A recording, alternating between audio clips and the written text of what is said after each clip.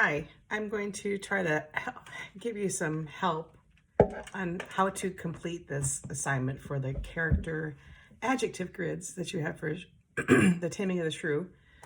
I'm not going to specifically give you the answers, I guess, as far as I'm just going to give you information in regards to how to complete the assignment, but you're still going to have to come up with your own information as far as the adjectives that you feel those characters are.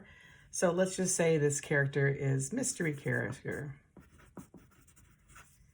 Mystery is his name, her name, their name.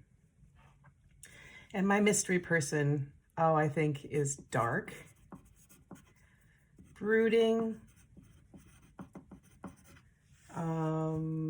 This is all backwards for you, isn't it?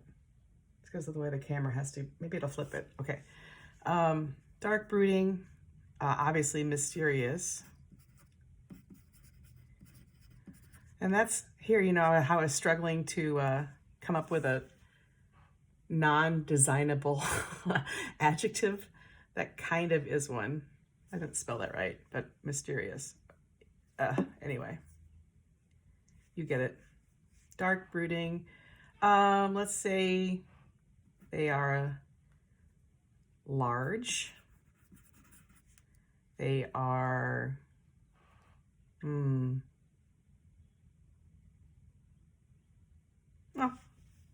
I need 8, don't I? Dark, brooding, mysterious, large, slimy, maybe? And how about shadowed? 1, 2, 3, 4, 5. Good enough. So as you go through and you think, okay, I'm in my shape and form box, mostly shape because we're just trying to do this as a two-dimensional thing. What is a good shape? So would this be a good shape for mysterious? It's pretty predictable. So I'm going to say no. How about, is this a good shape for mysterious? Maybe. It's big. It's unusual. Okay. So that's kind of the exercise for that box. I'm going to hope you're spending a little more time than that, but this is just a demo for you to kind of get a feel for it. Okay, so let's move on to line. What would be a mysterious line? Well, I'm going to say probably not straight, probably not continuous or all like that. So something that is irregular, perhaps. Meandering, perhaps. Not continuous. So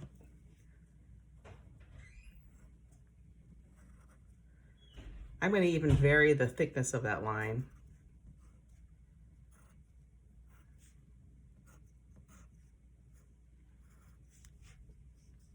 Does that make sense? Again, you can play around with whether or not you think that's a good example for yourself. Show it to somebody else in your house. Have them, ask them what they feel when they look at that line or when they look at that example. Let's hop out over to color a little bit. Color. Let's get it in my screen. Color. So we already said in my adjectives dark. So I'm probably not going to pick a yellow. Slimy. Ooh, to me, slimy means green. To me. So dark green, large, shadowed. So green, maybe make it darker with a different color that's not black necessarily. But let's put some black in there maybe. Because it says shadowed. All right. Okay. Any other things? Maybe some brown. Because brown and green are slimy to me. All right, there we go. That's mystery. That's Mr. Mystery's color palette. okay? Space and mass, that's more difficult. Imagine that your box here is the space, the theater space, and you have to maybe take your shape from up above and place it in that space as if this is a proscenium, okay? I already said he's large. He's brooding. So I'm going to take and make a shape in my black that is kind of hovering over. And he's unusual, and he's taking up a lot of space himself in the space. He's hanging over. He's hovering, I guess would be a better way, over anybody else that might be down here. Okay. Next one, texture. Slimy. Ugh, really hard, really hard to draw that.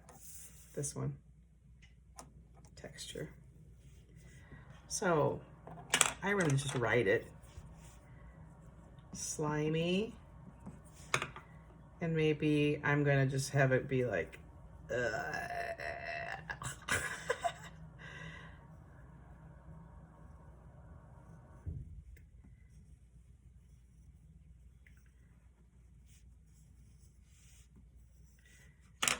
if I had a way to show reflectivity of that surface, that would help. I'm going to try to add a little white in there, maybe yellow, to show that this is a reflective. But actually that gets into our next box. Light, sound, or movement. Light, remember, is how shiny or how dull or how matte your surface is. So Mr. Mystery, I'm going to say, is quite shiny. And that's going to get into slimy. Okay? And that's perfectly acceptable, I think, in this instance, to just write a word or two for the light. For sound, maybe sound equals silent,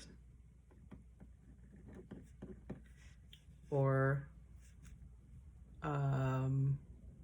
muffled. Okay, so that's the example of how to do the exercise, and you do that for each character that you have in the show, so at least 5, and you can go ahead and do the additional 4 for the transformations of Petruchio and Caterina if you want.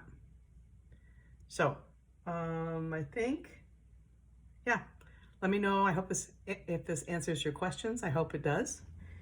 And it also gets me looking at my technology to see if this actually works. So